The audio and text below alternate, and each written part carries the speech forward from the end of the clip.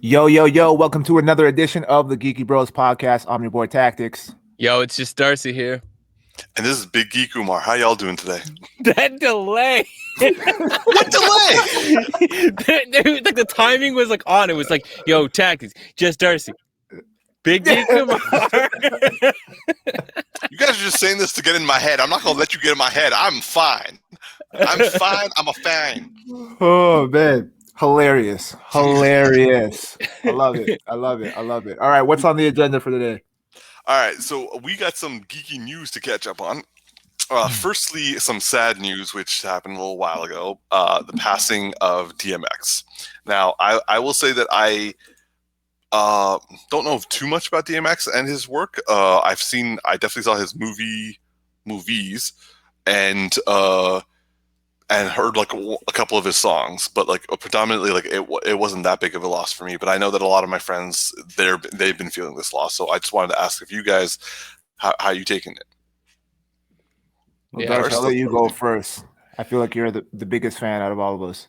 Yeah, DMX was a really big influence on me in my teen years. Like I have teen was because I was dealing with a lot of stuff because racism and stuff, but it was a really difficult time, and his music being as charged as it is was like very influential in like letting me express my feelings, right?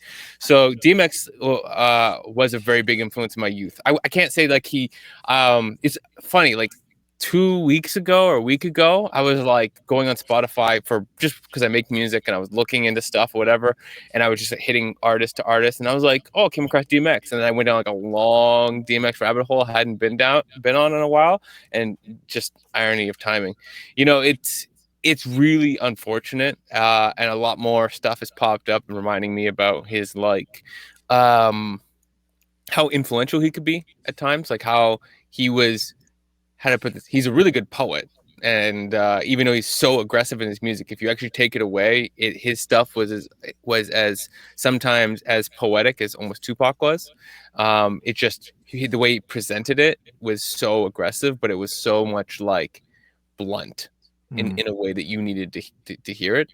But yeah, no, it's super unfortunate. You know, like it sucks. It's all right, man. Yeah. How about you, T?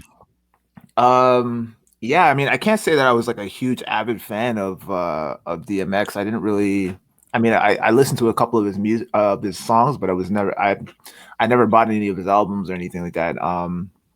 I did see, I forget the movie that I think it was Cradle to the Grave. Yeah, that's the movie I remember him from. I loved his conviction in his music. Like everything he said, like he meant that shit, and you knew it, and he made sure that you knew, right? It was like what, right? So it was like I love that conviction and that energy in his music, and yeah, I definitely, yeah. So, and the remixes, the many remixes that he did, yeah, it really is unfortunate because he was young. He was like what 50. Yeah, right. So you know, it was just super unfortunate of his passing and whatnot. But yeah, my condolences go out to his family, his loved ones, everyone who idolized him, and yeah, it's really sad.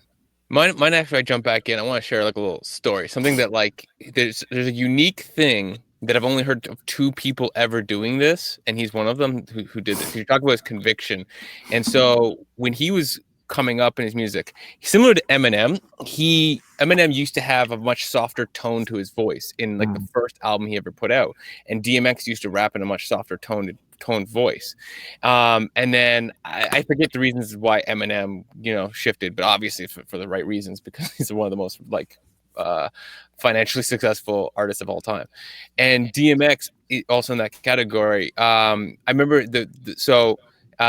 when he made his switch, a lot of was coming from the stuff he was dealing with in life. And he was on the street, and him and his dog, like literally the whole persona of like DMX and the dog, like when he barks and stuff like that, was because he lived on the street with his dog, and the two of them used to do stuff, legal stuff, like rob people.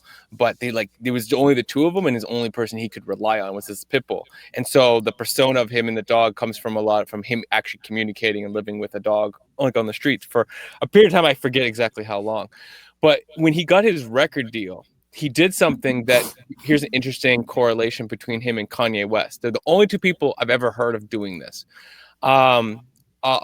So when DMX, before he got the record deal with Def Jam, he had a run-in with some people, and I forget exactly the circumstances. It might have been somebody he robbed at the time, because he was doing a lot of that at the time, a lot of B&Es. He got like jumped and beat up, and they broke his jaw. And then when he came out of the hospital, there was also an audition for a Def Jam thing where you basically go in and a bunch of people freestyle. He came in with his jaw wired shut and rapped till he bled, like, Jesus. And won and beat everybody. Think of like a television show competition, just like without TV, is the way it was described. And he rapped through the broken jaw, the thing. And the other person who's ever done that is Kanye West. And the song "Through the Wire" was when he got into his car accident and wrapped his car and basically nearly died. When he became conscious or whatnot, he went to the studio and created a song called "Through the Wire" and rapped the song through the wire. And then he re-recorded it later and re-released it, but there's two versions of it. But the only two people I've ever heard of doing something that level of conviction, right? So no, I'm not, like, the thing that you need is the thing that is physically locked in. And you're like, no, I'm going to do this. Like, just like, I don't know. I wanted to share that. When you said conviction, I was like, it came right to my head.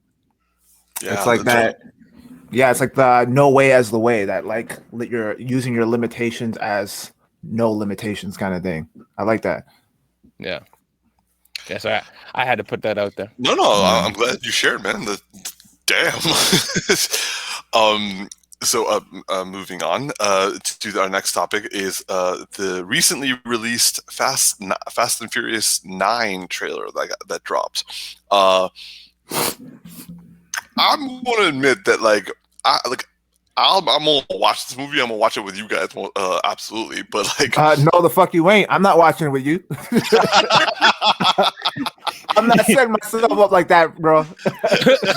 Umar, you better time every with the sound of a car revving. I'm just gonna eat my pizza. I'm just gonna eat my pizza, and you guys won't even can tell. All you hear is me crunching. That's a fucking lie. That's what you said about the Justice League. How'd that work out for you, bud? No, I didn't say that at all. You did, bro.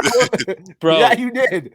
You go need like 3 bags of popcorn for yourself. You're like, why? It's like, I just stuff in my mouth every time I don't like something. Umar leaves just like 10 pounds heavier. All they need to do for me to like the movies more is get rid of Tyrese. Yo, man, you is such a hater. You man, my woman put you on blast the second she read that. I brought her into the room and I'm like, because she loves like Fast and Furious. She loves like big action stuff. So I'm like, oh, like I know there's a new trailer. So I'm like, come, sit her down. Have her see the thing in the studio so she can hear it all nice and big. She'll watch it. She loves it. And I'm like, all right, I'm gonna message the guys. I pull up the chat and then she's like, oh, what's going on over there? I'm like, oh, blah blah blah. And Umar hates Tyrese. And she's like, she reads it. She's like, man, why is he such a hater? I just don't like Tyrese. He's a dumb fucking character. I said it. Fuck you, fight me. Not your woman. I'm terrified of her. Please. Yeah, you have to be. She hits hard. She yelled at me at the Walmart, man. I got scared, and then you left. Yeah, well, why would I get in the middle of that? She can handle herself. I'm not worried. What's this about dinosaurs being in the franchise now, or like what's going on with this? I literally just saw a John Campea thumbnail that was like, there could be a crossover between Jurassic Park and Fast and the Furious franchise. No. And I'm like, I didn't watch the video, but I'm like, that's, for me, that is immediately like, that is where we draw the line. But then, you know what's going to happen? You know what's going to happen is like, let's say that happens. Let's say they do some crossover and I'll see it in a trailer and I'll be like, you know what? I'm in. Because they're so ridiculous anyways. They make that shit fun. It's like they put rims on a T-Rex. Yo, I'm down, bro. I can just see the Vin Diesel just charge a car, jump out of it, hit it, let it hit and blow up on a T-Rex. He jump into another car and just keep on going. No, I thought you were gonna say he drives off a cliff and then just first free falling, and you're like, "What is going on?" And he comes out on a pterodactyl. And then Tyrese, the comments, man, the comments. Yo, he's like, "We racing pterodactyls now? What is going on?" I just want him to go in the bathroom and get killed by a T-Rex, just like in the first movie of Jurassic Park. Oh, wow. So cold. Damn. Anyway, so my hating aside, I actually I think I have some level of Stockholm syndrome because I watched that trailer, I'm like, and it wasn't until Tactix was like, did they just destroy an entire city? And then also, wouldn't have Vin Diesel died 4 times in that trailer? And I was like, yeah, he should be dead. Yeah, he should have been dead a long time ago, to be honest. Oh yeah, I mean, there was a point where we had the original, which was Grounded. Then we had let's try to make Bad Boys out of the Fast and Furious franchise, but not do it properly. And then all of a sudden we just went into, hey, let's just make a superhero film with cars and make them they were literal street thugs who have somehow become international espionage military spies. You know, things escalated once they brought The Rock in because the contract is kind of the Vin Diesel can't be shown up and The Rock can't be shown up in their contract. So they just end up taking it to a level where they're destroying buildings with each other's bodies. But nothing bad will happen to them because their contracts don't allow for it. It's the world is coming to an end. Find me the best fucking mechanic out there that can drive well. He will race out of the apocalypse. Oh man, shit. He can fix the world with a wrench. That's all he needs. A wrench and some NOS. I'm not gonna lie. Eventually, the last one is gonna be Vin Diesel driving so fast he'll drive backwards in time and prevent the apocalypse, just like Flash did in Justice League. Oh, 100%, bro. That's coming. That's the Jurassic Park crossover. There's a moment where he just oop, too far, put it in reverse. He passes Flash on the way out. He's like, oh, we went to the Jurassic era. I think I've gone too far. It's gonna be one of those times where the Flash is gonna be running and he just looks over and Vin Diesel's does the Superman thing where he just turns slowly in real time. No, it's not that. It's the him and the Paul Walker leaving scene, just for the Flash. It's okay, well, let's go our separate ways. What? Why? Oh man. But I know I'm gonna watch it. They could put it could be an entirety of Tyrese in that film. And he'll be front and center. Everyone else is on the background, and I'll still watch it because it's the Fast and Furious. I don't know. It's the Stockholm syndrome. Yeah, it definitely draws you in. Yeah, but I just can't take what's his name? John Cena. I can't take him seriously, man. I've seen him in too many. Brother? Yeah, I just seen him in too many comedy movies where he plays just very over the top, very flamboyant. I'm you're really the villain? I don't believe it. I don't buy it. I'm in. I don't buy it. That's the only thing. That's the only gripe I have. I can never take him seriously as a villain for 2 specific reasons. One, train wreck. Yeah. When he's yelling at the dude in the movie theater, he's like, "I will fuck you. I will enter you. I will enter you." I was wait, what? Why are you saying such a gay shit, bro? And the guy was like, "You're gonna enter me? What are you talking about, man?" It's you're not about that life. And then and the second thing is from from Transformers, when he was in that movie. Bumblebee.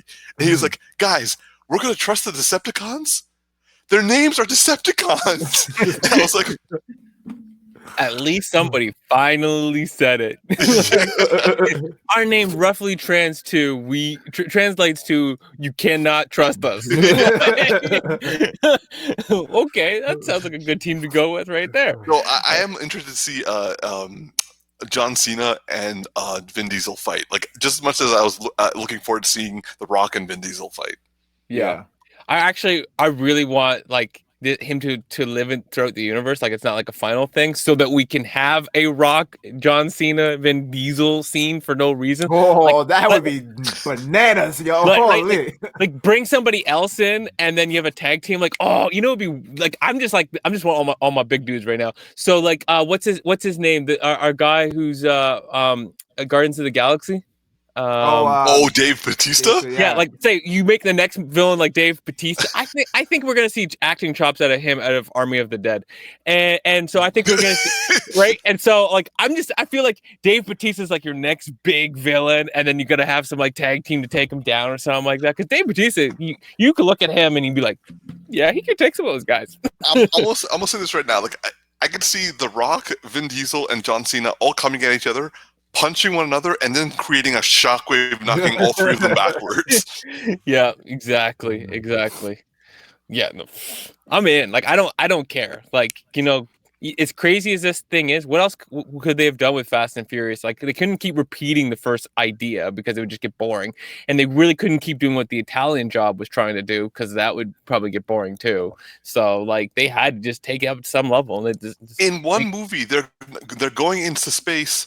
And also, their cars are causing, their cars have turned into weapons of mass destruction. Pretty much, yeah. As long as the spectacle is big, I'm in. Okay. Well, nonetheless, clearly everyone who's watching this or listening to this will know that we are unapologetically fans of this franchise. We couldn't leave it if we wanted to. If they put in dinosaurs, apparently we still would go. Yeah. Yep. The only way Umar won't go is if Tyrese is the star of the next one.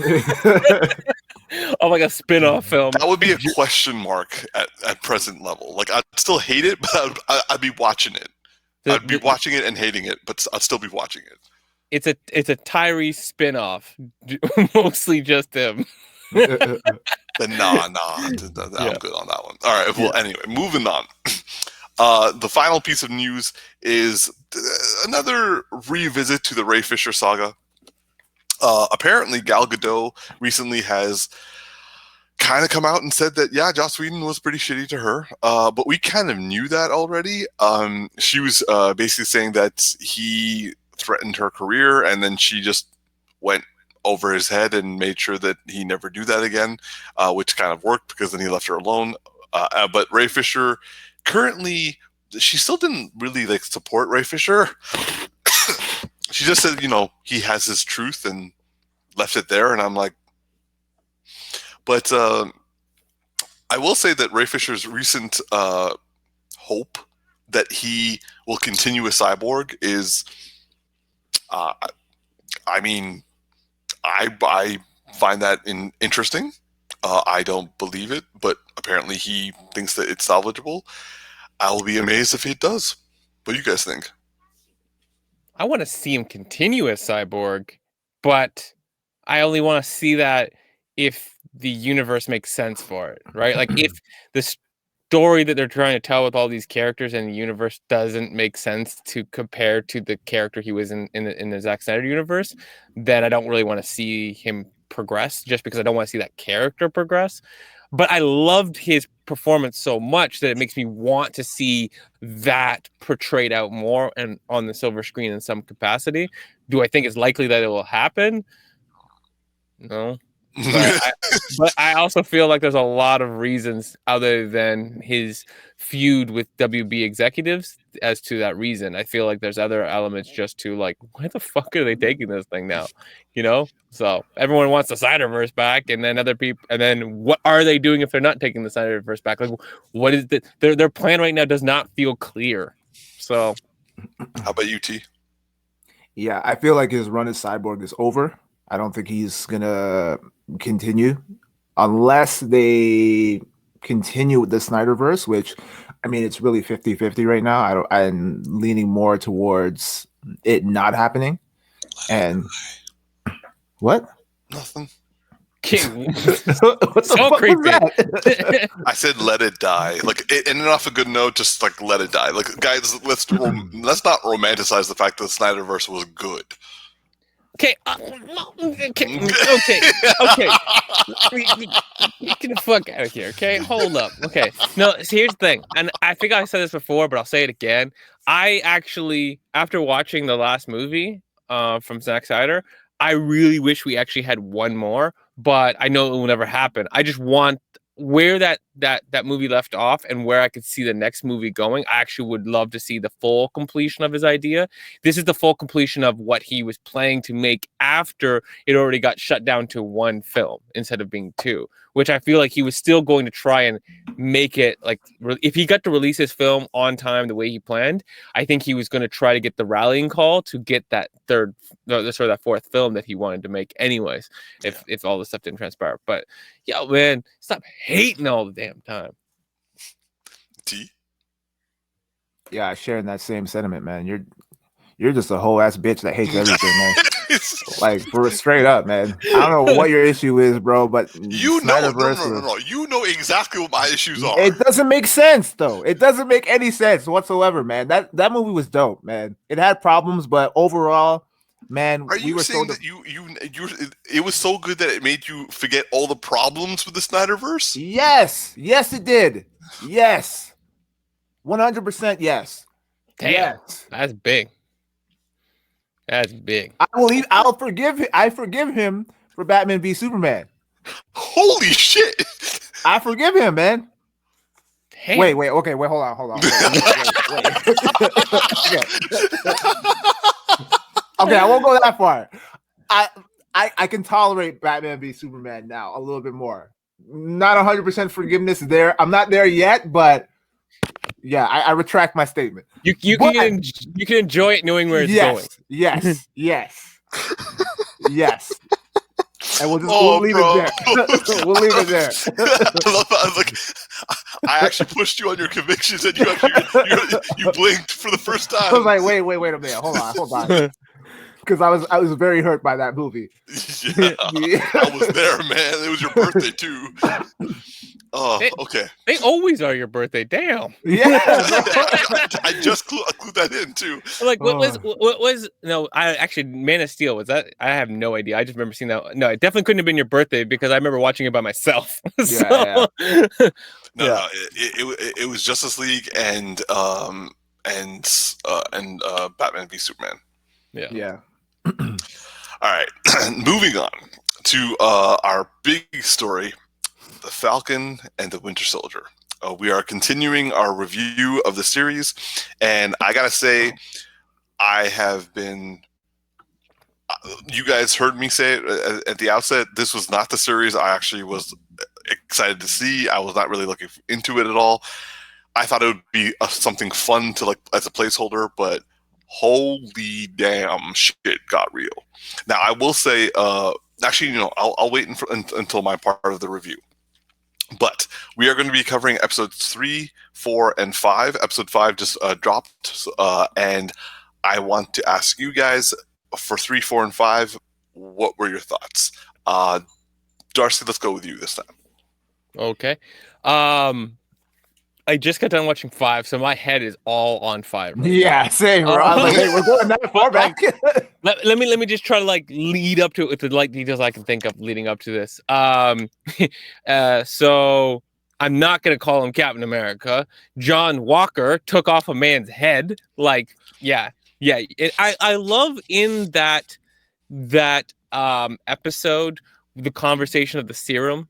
And how like it makes you more of what you are, and like yeah, and how there's never been another Steve Rogers. Wow, yes. Why am I forgetting his name? Holy crap! I'm thinking of John Walker so much. I'm like, wait, what's his real name besides Captain America? There's never been another Steve Rogers, and how much it made me appreciate and think about who's. Like, we think of Steve Rogers as Captain America, but I was thinking back to who he was at the very beginning. That like very feeble human being, right? And having that unbelievable will and care and empathy. And when he was given that, he just became more of it. He was just given, like, you forgot how much he was that, and how every other person doesn't have that, like, that thing. I love, I forget how to say the name correctly, but the Dora Milaje. Every moment with them was fantastic. Just there's like some good memes that come out where it's just like when John Walker grabs like the shoulder, and it's like every Marvel fan knew this is the moment he fucked up. Right? Like I literally was like, yo, you fucked up, man. Like I was watching, like, nah, you could have done that. A little bit of history on this one. Like when I watched Civil War with Darcy, and that same character Io showed up for the first time. Like the first time she just like walked out in front of T'Challa as he was walking to his car, and she walks up right in like face to face with a Scarlet Witch. All I hear from Darcy is, "Yo, that is a fierce looking woman." You got respect, man. You got respect. No, like, you called it. You called it, bro. Like it's just it's the like presence, the stance, the structure of her back, how straight she is, how like fearless there is, like, and there's a confidence, like, I know I can handle you. And I'm like, you're going up with Scarlet Witch, like, or Scarlett Johansson's character, right? And like, you know, like, just like, I'm like, that's a tall feat. I mean, not physically, because, you know, she's pretty short, but like her height. But it's still a tall feat to go up against Black Widow, right? And it was just like, she, you know, she can handle it, and she probably really can, right? Like it would be a great match. But yeah, like the T'Challa even said it was like, yo, as entertaining as that is, and we're all just like, yeah, this would be great. This would be great. We didn't know how great at the time too, which is even better. Yeah. I also really loved Zemo. Zemo's been fantastic. Like the actor, the scenes, how surprisingly woke he is. Like ever since like Anthony Mackie's character was like, he's like, yo, you wait a lot, but you're not wrong. I'm like, yeah, damn. But this episode, I am so proud to see where they're going. Like they really came back to the woke conversation. They really come back to getting in depth with it. And I love there's a dichotomy in the conversation, right? You're talking to the soldier that was manipulated and tested and put in jail. And then you have the conversations he's having with his sister. And the one thing that I love, this was a show don't tell, and it may not impact everybody how you feel or how people interpret it. But the thing that I loved was how they incorporated his nephews, right? And how they were playing with the shield and their interpretation of it. It was very much, you have Isaiah, who is like just beat down, worn, and has a very jaded view, and rightfully so. And these kids who have none of that and are looking at their uncle as a potential symbol, and that dichotomy, and yet the kids part wasn't even said. It was just, you have to feel that to know that's happening. So I love this episode. I was super engaged, and there wasn't even that much action to talk about, and I was super engaged in this episode. So I'll stop there. T? Yeah, I mean, shit, Darcy, how do I follow that? I bet no, I'm playing. Yeah, no, all I could say really is in regards to the previous episodes before 5, what, like, this whole show has been phenomenal. I'm loving and enjoying every minute of it. I'm not there like, I don't have the same experience as I did with WandaVision, where I'm like, hey, come on, get with it, bro. Like, let's get on with it, right? Yeah, all of that shit, right? I really enjoy the banter and the dynamic between Bucky and Sam. I'm not going to call him Captain America. I'm just going to call him douchebag. But it's funny. It's interesting how and Darcy, you kind of pointed this out too, where it's like when he lost his buddy versus when Captain America, Steve Rogers, lost his, like Bucky essentially, and how their ideologies shifted in regards to the loss that they experienced from losing their best friend, kind of thing. Where Steve Rogers went down more of an idealistic path a righteous path and whatnot, and very endearing in the sense of like when Bucky came back, it was like, oh, I'm trying to help you and all that stuff. He stayed very true to the core of his character versus this guy, where it's like, I guess in a sense you can argue that he's staying true to his character, based on the fact that they touched on like the serum kind of, it just enhances what you already are kind of thing, right? And how it just kind of made him go off the rails after his buddy died. So I found that really interesting, a very interesting dichotomy. Yeah, the Dora Milaje fight. I knew right away, like you said, Darcy, as soon as he grabbed the chick's, it was like it's equivalent to grabbing a black girl's hair. It's like you just don't do it, man. You just don't fucking do it, bro. Like, can you imagine if they had hair and he went up? He's like, let me yeah, just like, bro. he'd be like, look over, just be like Captain America hanging out of a window with a spear and just like. But Darcy, I'm sure you know like black. I'm sure you have like non-black friends who have made the mistake of touching a black girl's hair or like their afro or whatever, and then you're just sitting in the corner, you're like, yeah, you shouldn't have done that, bro. You know that's just not gonna end well, right? That's the reaction that I had as soon as I saw that. I'm like, I saw the head, everything went in slow motion. I was like, no, don't do it. Yo, Umar, you ever seen the video clip of like there's like a white dude who like runs up to this like black chick and like they're in high school, and he's like grabbing the girl's hair, and he grabs the one girl's hair and he pulls her weave off, a black girl, and she turns up and just like boom, and you see the spit fly out of his mouth, and he's just like out cold for like the rest of the day. When I was living in England, I saw like a drunk British dude grab a Nigerian woman's hair. Trust me, I've seen that happen. Yeah. I've never seen a slap happen that fast and a man go down that quickly. Mans want to get killed today. All right. Yeah, so that entire fight was dope to see. Darcy, I agree. Zumo, he's still in the show for me, even though he's not on screen for. I mean, yeah, he's got a fair bit of screen time, but whenever he's on, he's such an interesting and compelling character that we didn't get obviously a lot of within Civil War, right? So he's a little bit more fleshed out, and I hope that they bring him back to some degree. I'm sure they will. And then obviously episode 5, the scene that really captivated me or I found really compelling was the conversation that Sam had with Isaiah, and how Isaiah said, what was the line? It was they'll never let a black man become Captain America, and no self-respecting black man would don the mantle of Captain America. And I was like, wow. And my head immediately kind of went to Obama in the sense of like, you know, look how many presidents that the America has had leading up to the point where Obama was finally elected as president. And I'm sure people probably said to him like something along those lines, where it's like a black man can never be president or whatever, right? And so I thought like after that was said, Sam wasn't going to don the mantle, and then you see him training for it, and I'm like, okay, that's dope, man. Now he's like coming into his own. He's more confident. He wants to go against the masses and prove that he's worthy of the shield and kind of eradicate that false paradigm that's associated with a black Captain America. Like most people might think, oh, no one's ready for a black Captain America kind of thing, but he's trying to shut down those beliefs and come into his own, which I really found interesting and I really love. Yeah, and I want to know what the fuck is in the box. Yeah.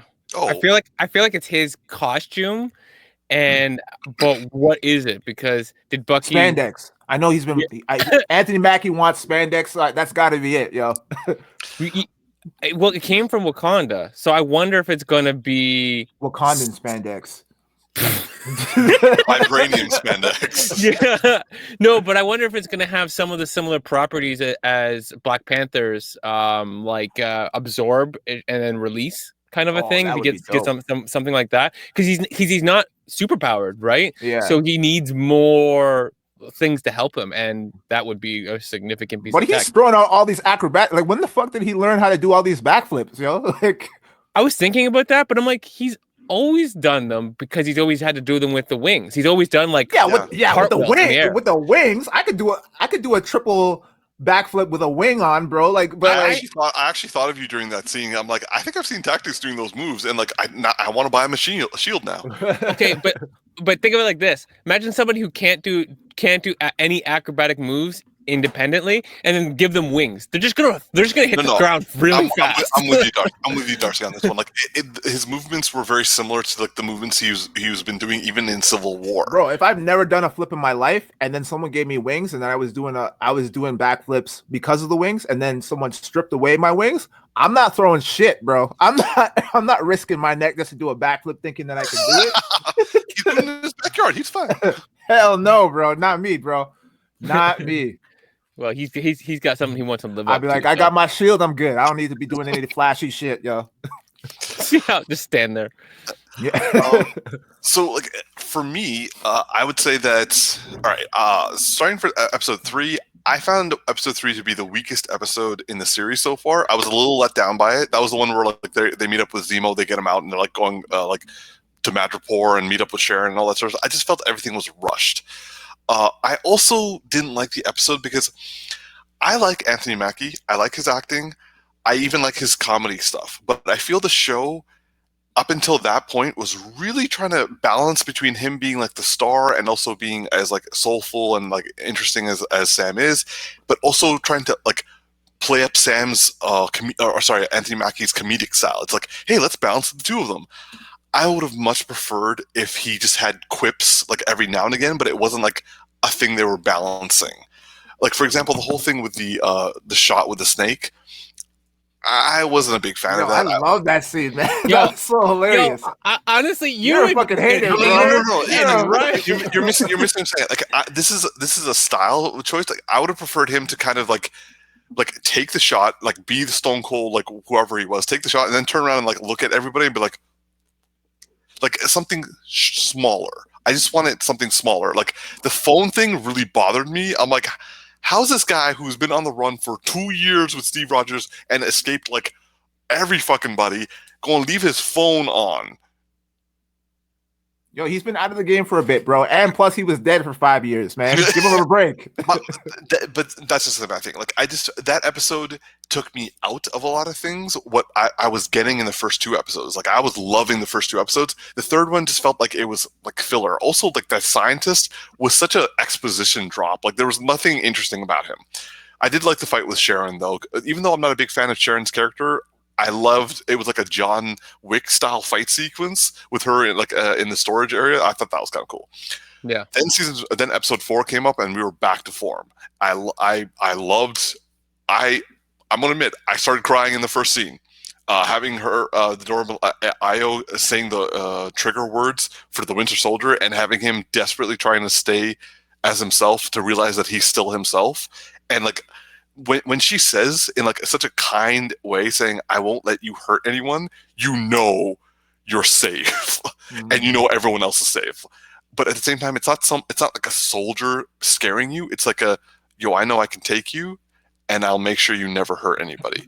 I was like, wow. And then seeing like Sebastian Stan, episode 4 was him shining for me in terms of his acting skill. Like, even when she takes off his arm and he looks at her hurt, like it's like, yo, you're my friend and you did this to me?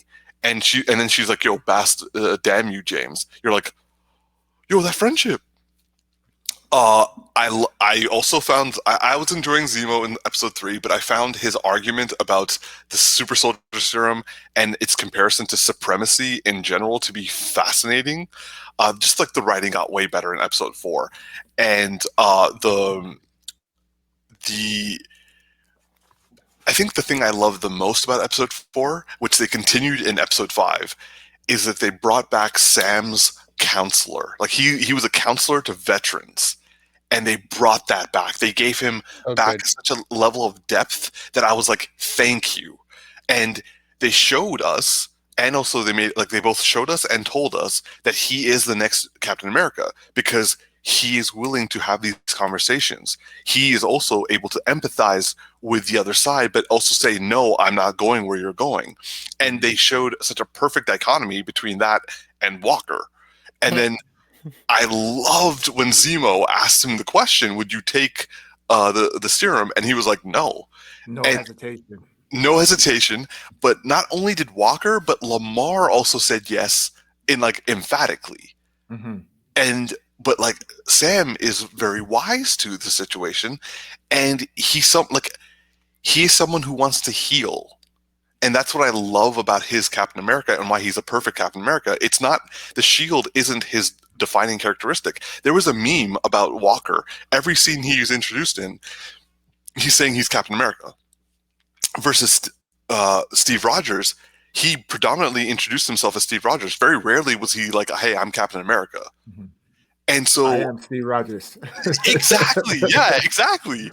So I loved seeing Carly and Sam interaction. I love Sam fighting and using the wings, and I love the fact that they brought in the sister in a phone call that actually made sense versus the one that happened when he was in Madripoor for no apparent reason.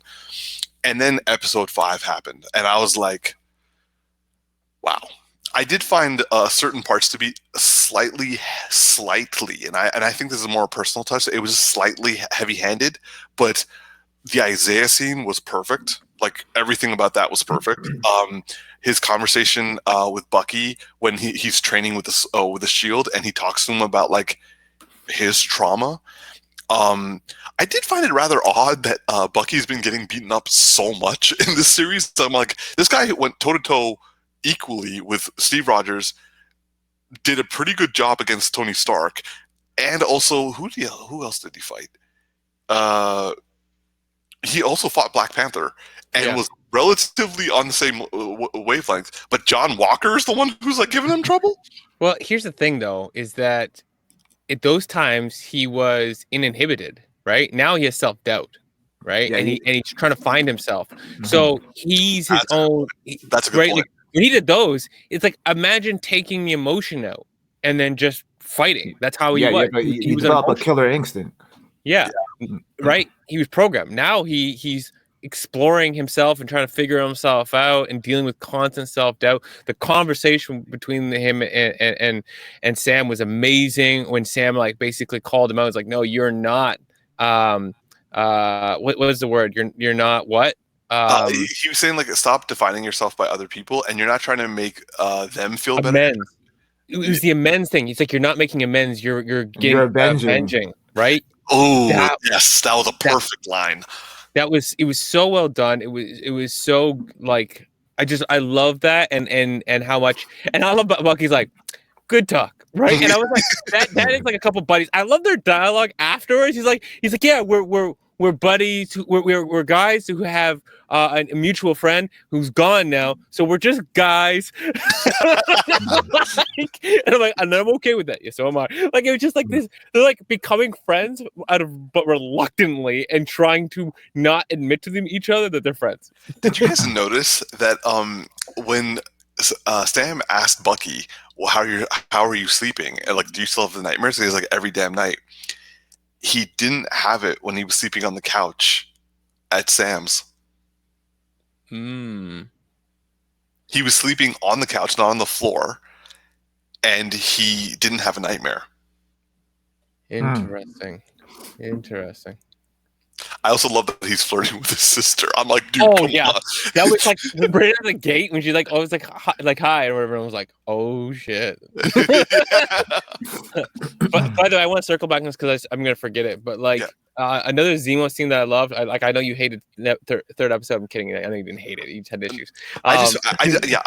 That's exactly it. I just had issues. I still liked it. I liked actually a lot of the Madripoor stuff. I just enjoyed it. But the one thing that I actually really again, one of the things that Zemo said that was just it was one of those quick quips that I was like, you need to hear them. Sam's like, I look like a pimp, and he's like, no, only in America would a well-dressed black man be thought of as a pimp. And I was just like, that actually sat with me for 2 days after hearing it, and I was like, damn, that is so unbelievably true. And I love how they portrayed it in that's not just true in society, it's true in the black man's psyche. Yeah. Because it was Sam who said it and how much he said it back. And I'm like, yep, there's definitely things in there that are there for me. So. Yeah. I also while I don't like the character, and I'm not supposed to like the character, I gotta say Wyatt is doing a great job as John Walker. He's doing a great job if you want to hate him. So, like, I'm not sure if you guys know, but he's Kurt Russell and Goldie Hawn's son. Oh shit, I didn't know that. Yeah, so like you definitely Oh, by the way, I gotta say, episode 5, the reveal of Julie Louis-Dreyfus was awesome. Like I didn't like I saw this at like 5 a.m. because before I watched it before I go to work. So I'm sitting there, I'm like, let's go, and I'm like, what? And yo, what was her name on Seinfeld again? Elaine. Elaine, there we go. Yeah. And I think there's not been confirmed, but I think they're going to set her up as to be the new Nick Fury. Oh no way! Yeah, like from this point on, like obviously they're going to do a transition with like Samuel L. Jackson because he's still in play, but like in the comics, her character, I don't know it very well. This is all I know. I know she was a girlfriend of Nick Fury. I know that she at one point was Madame Hydra, but that was like a double agent thing that she was doing. And I know that she's some sort of like she had some role in Secret Invasion. That's all I know about the character. She seems very sketchy. Yeah, she seems sketchy, but I also think that she's going to be like the dark side of Nick Fury, where like he was like trying to put together the team to like save the world. She's like, I'm gonna need to put together some people who will fuck people up. Yeah, because like if she's like for the DC Universe's version of or like the MCU's version Amanda Waller. Amanda Waller, yes, I think so. Then cool, because I'm just saying her first recruit is like the least likable character in the MCU. so it's like I'm gonna build a team that no one's gonna like. I think she it's possible she might be in charge of the Thunderbolts, but that's just hypothesis right now. Nonetheless, she does have a super soldier, and I'm glad. Like the one thing about this series, I'm really glad it's. I wish there were more episodes because the narration at times feels kind of rushed. Episode 3 was a prime example for me. This episode had a little bit of it, and I mean just a very little bit of it, but not enough for it to bother me. Like for example, the scene with Lamar's parents, and actually one thing about the series I keep forgetting is that John Walker's. There was a meme that Shannon proved this, and they used the scene of like with the shield covered in blood. The one scene is when Steve has the shield, and it's like Steve Rogers is what America wants to be, and John Walker is what America is, and it's perfect because that's the police brutality scene that it was coming off of, and I was like, "Whoa!" Yeah. I feel that in the sense that too, there's this weird dichotomy with John Walker, his best friend's black, his girlfriend is mixed, and I still feel he's a racist. like literally, like, and I'm like, and if you want to say like that's what America is, it's like, yeah, that kind of does kind of fit, and it's like, yeah, I just don't trust him. And like when he was having the conversation with the parents, I was pissed off the entire time because it's like he lied. 2, like I'm like, does he really believe this? Like, I think he honestly believes that was the guy. Like I agree. And like the whole thing about his character is that the serum and the situation stripped away the facade of the character he was trying to have. So he had this persona, and that's why he's so hell-bent on being Captain America, because it's the thing that he's trying to be, but it's not what he is. I liked his outbreak at the hearing because it kind of represents how soldiers are treated by the military. Yeah. They're trained to become what they are, and then they're literally dropped at the first sign. And in a way, Isaiah had a similar situation. It's just that he was black, and so therefore they chose to ignore his record. They chose to ignore the fact that he was like the only survivor of the experiments they gave him, and they put him in prison and then experimented on him. But if he was white, they would have done with John Walker what they did to John Walker, who actually committed murder in public on film. Yes. Like very public film, very easily accessible film. I was actually a little surprised how much they quickly, like, I thought they were going to keep him as Captain America, being like, no, I did what I had to do, and the government's supporting it. But then I realized that they don't have the time for that. They only have one more episode left, so it can't be like a couple of episodes arc.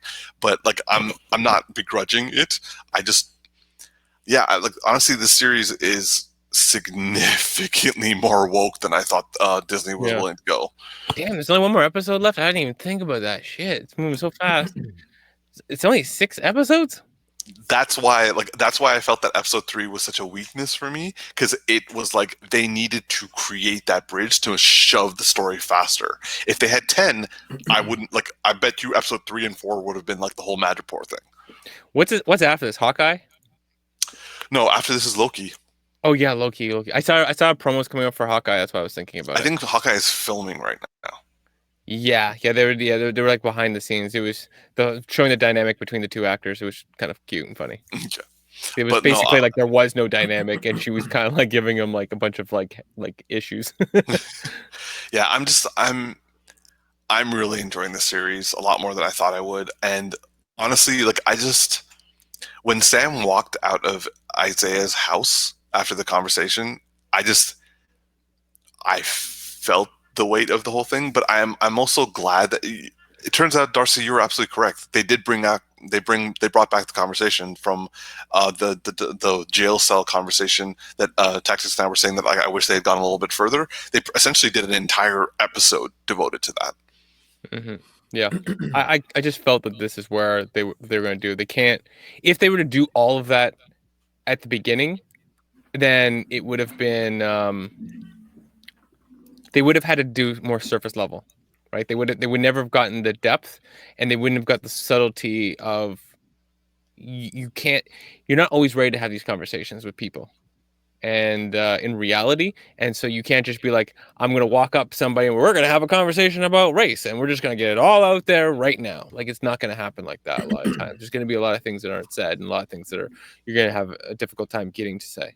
So before we change to our last topic, I do want to ask Tactix, as a personal trainer, did you find that Anthony Mackie's training montage, which incidentally I enjoyed thoroughly, and I think that's because, like, I love training montages because of all my anime, back history.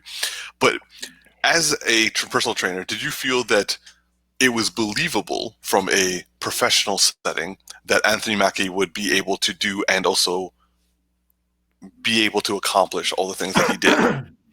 Well, the way it was shot, you could obviously tell that those flips were not Anthony Mackie, so that we could just get that out the way. In terms of training montage, I love a good training montage. Creed had some really good ones. Obviously, you can't go wrong with the Rocky stuff. Karate Kid, I'm a big avid fan of training montages. This one was okay for me. It felt a little bit repetitive in terms of a lot of the things that we were being shown. Understandably so, because he was learning how to not necessarily wield the shield, but like in terms of learning how to catch it, which is no easy feat by any means, right? Because it's like a fucking metal frisbee that you're trying to catch. I love it. Like over his head a couple times. Because he almost got decapitated, bro.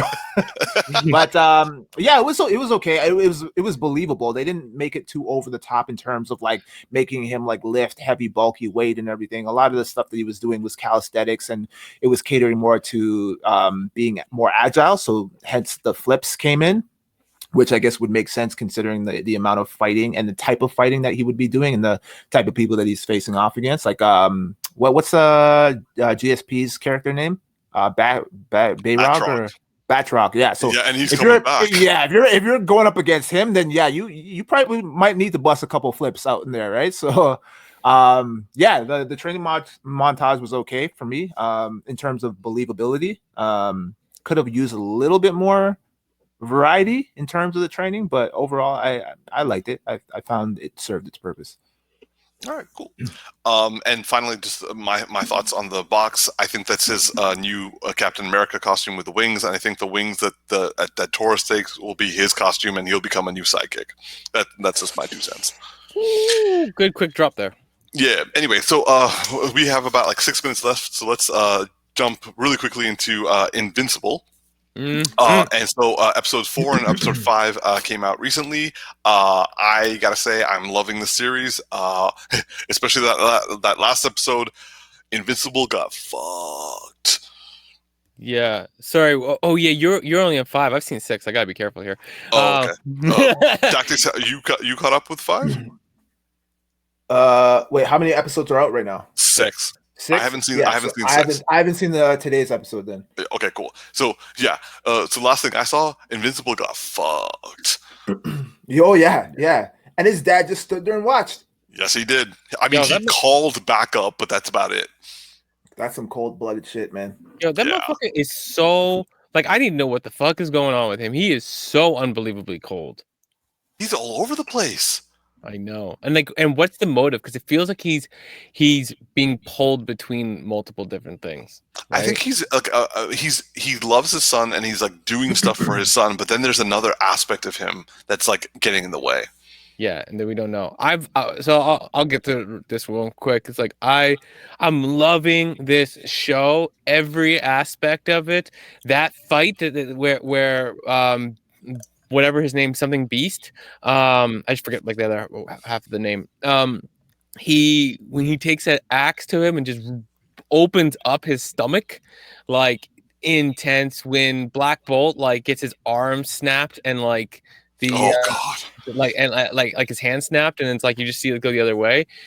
In just like insane intense. Like it's just so like when things go down the show, you feel the weight. It is scary. Like you're scared for what's gonna happen in these episodes, and I won't spoil nothing. But the next episode follows up it well and it gives us a lot, but it doesn't give us any answers at the same time. T. I'm loving it too, man. I'm loving it more than I thought I would because my initial opinion on the show when I saw the trailer, but I'm super excited every week to watch this show. I'm loving it. I'm fully invested, fully engaged. I was blown away by the last episode in terms of the amount of like just anarchy that was going on in that fight, man. Like it was so brutal, and I was just like, damn. And the thing is, like what Darcy was alluding to, like nobody is safe, man. So the you feel the weight of the show so heavily. Like I did not expect Invincible to go down and take that much damage the way that he did. That caught me off guard. I was super surprised by that. I'm curious to know what Omni-Man's motive is. I feel like maybe he's trying to prep his son to be on the same kind of vibe as him, so they can like take over the world together or some shit. I don't know what his motive is, but I'm curious to see. Did you see the post-credit scene? You see the post-credit scene? What was it again? They go underground and they're analyzing the blood. Yeah. Oh, right? Yeah. They said it's like they don't like. He's like, I still think the blood's the key, but like their cells won't die. Like the Vultramites, whatever, that they won't die. I think his dad. I think that they may even have something where like if they die, they won't die. Right, they'll come back, like how Superman won't really be actually dead. Yeah. And so I think his dad's like he knows that, and nobody knows that, and other than the people analyzing, and he's just like, I can let him die. It's not going to make a difference, right? And that's how he's going to teach him a lesson. Like, kill him. It'll help me along further. And that's so eerily cold. I'm really loving the relationship between the mom too. Like she's like, this wasn't in the comics, but like she is like heavily questioning her husband, and like she's a human, regular human, and she makes both of them stop and go. And I love it. But I'm nervous for her because I'm like, does Omni-Man love her? Yeah, I was like, I was so stressed out during those 20 minutes. I was like, fuck. Will he go as far as like causing physical harm to her if it's at the detriment of him getting outed for what he's doing, or will he maintain some constraint and be like, okay, I still love you even though you're like fucking with my plans? So I'm like nervous for her right now, man, because I can't wait for you guys to watch the next episode. You guys gonna be messaging me like crazy. I can't wait. I'm just saying, man. she's a star in this next episode, okay? And she already is. I know. I love Sandra Oh, but like, damn, like, and also I'm really liking the relationship, like him trying to like. He causes so much damage, and like the whole thing with that rock dude, like that was such a great plot twist, and like he turned out to be like he just like fucked up his boss, and then like became the new boss, and he actually felt bad for what he did to Invincible, and then, like I loved him carrying Invincible carrying him, and he was like, "This is some bullshit." Yeah. Cool. So yeah. So like we'll wait to hear some more. All right, guys. Well, thank you so much for watching. I'm your boy Tactix. Yo, it's just Darcy. And this is Big Geek Umar. Live long and prosper, y'all. Like and subscribe. And leave a comment. And follow us on Spotify.